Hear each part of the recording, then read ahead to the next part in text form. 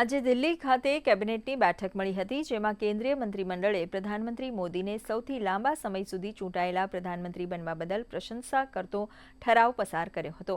આ ઠરાવમાં પ્રધાનમંત્રીના લાંબા અને સ્થિર નેતૃત્વની પ્રશંસા કરવામાં આવી હતી. રક્ષામંત્રી રાજનાથસિંહે ઠરાવ વાંચ્યો હતો, જેમાં પીએમ મોદીના નેતૃત્વ, નીતિઓ અને સરકારની સિદ્ધિઓ પર પ્રકાશ પાડવામાં આવ્યો હતો. તો બેઠક દરમિયાન મંત્રીમંડળના સભ્યોએ પ્રધાનમંત્રીને તાળીઓથી વધાવી લીધા હતા.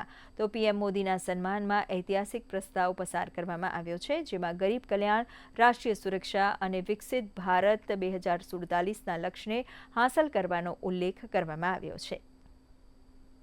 नया शहर बन रहा है तो नए शहर में कई सारे जो सेंट्रल गवर्नमेंट के ऑफिसेज हैं इनको एक सिंगल कॉम्प्लेक्स में शिफ्ट किया जाएगा. बिखरे बिखरे से ऑफिसेज से काम करने में तकलीफ होती है. इंटीग्रेशन होने से कोऑर्डिनेशन प्रॉपर हो पाता है.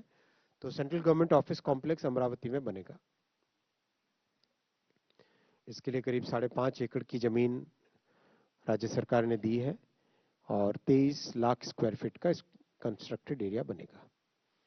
लोकेशन ये मैप में है सारा. 2 प्रोजेक्ट्स हैं, एक तो रेजिडेंशियल कॉम्प्लेक्स है और एक ऑफिस कॉम्प्लेक्स है. ऑफिस के बाद में मैं आता हूँ रेजिडेंशियल कॉम्प्लेक्स में अमरावती का.